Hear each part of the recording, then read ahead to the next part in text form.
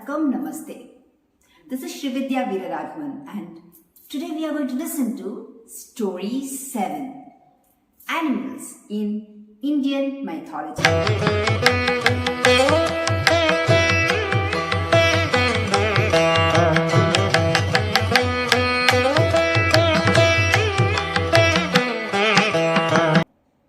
So Indian mythology is rich with stories giving importance to birds, animals and the entire nature. It is the belief that it is only with the nature that we live, we can have a harmonious life.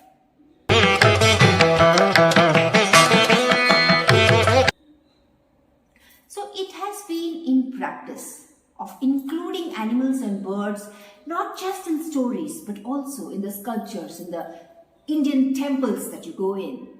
Especially if you go into the South Indian temples, you will find many inscriptions of animals which today are extinct. It was not just the elephants that you would see in the temples, but also a special animal called Yai. Yai having the lion face with a trunk like an elephant with tusk. Very, very huge and powerful and a great protector. Yai, when you can go into the history, find that it was actually existing in the Lemuria land, which today is not there. It has gone into the water. It was there. It was believed that it was connecting India, Sri Lanka and also to Australia. There was a huge chunk of land, and it's also in Tamil called Kumarigandam. There, this particular huge creatures were living, like how we know dinosaurs. Similarly, but this Yai has not been very much, popularized for reasons not known. But during those days, when this Kumarigandam was getting onto the water, there are many Yais were brought into today's Tamil Nadu, and they were taken into the temples and they were tamed, and they were kind of not just protectors, but they were very, very calm creatures inside the temples. Maybe that is why whenever you go into a temple, you will find two huge, beautiful, sculptures of Yai with a trunk. If you haven't noticed till now, I think from next time onwards, whenever you enter a temple, just rejoice the architectural beauty there. You will certainly find this Yai along with peacocks and elephants and this and that all across the temple. The animals and birds have also played very, very important roles, like Jadayu in Ramayana, like the Arivata, the white elephant of the king of heavens Indra, like Adisesha, the protector of Mahavishnu. Like how we say Shiva comes on a bull, Kartikeya on a peacock, and mouse, popularly the Vahana of Ganesha.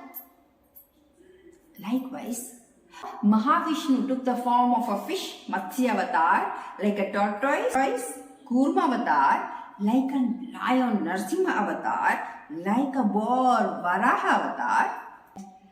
There are so many stories of how Asuras turning out to be an animal.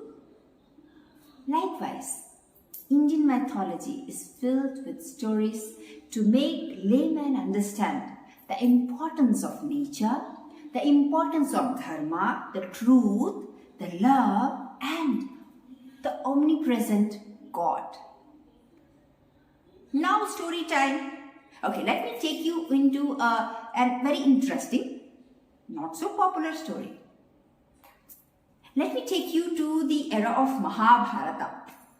The Mahabharata war was over. Now the Pandavas were ruling, but after many years they decided to go on a pilgrimage.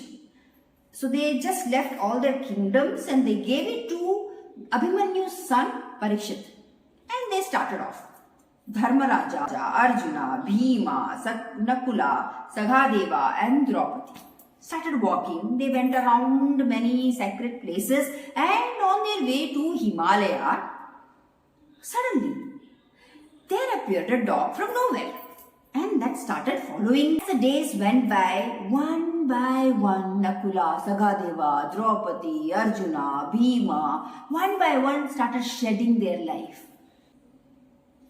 But Dharmaraja, he knew that their brothers, the wife is shedding their life, but he was on his dharma. The whole objective was to finish this pilgrimage.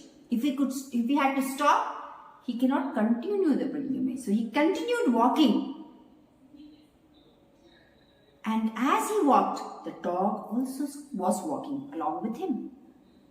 So they went near the Himalaya, that they were about to get on to the gate of heavens, that Lord Indra, the king of heaven himself, came down in his Vahana, the Airivara, the white elephant. And then he brought a welcoming garland to Dharmaraja, appreciating that how well he has maintained his dharma to have come towards the heaven. And then he offered him to come and sit on a huge chariot just for him, so that he could take him directly into the heaven. Dharmaraja started getting into, and that minute the dog also followed. The dog also tried getting up into the chariot. And there Indra stopped. The dog can't enter. It is only you. And Dharmaraja calmly looked at Indra and said, if I come, the dog also comes. If the dog is not allowed, I must also not be allowed, because this dog has been following. It's also been walking along with us since beginning.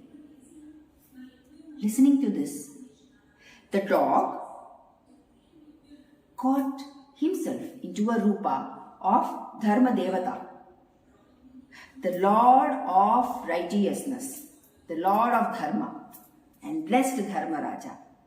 And he was given a safe place in the heaven. Now this story, what does it say?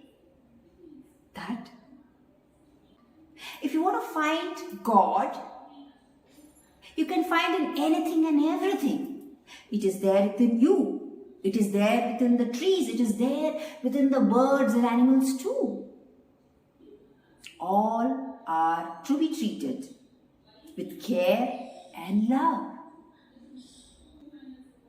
So hope you enjoyed the story, and there are so many characters I can keep on talking about. Thank you for listening to today's story. We come back again with yet another very, very, very interesting story from Indian mythology. Do not forget to like it, share it, and subscribe to it. Thank you for supporting.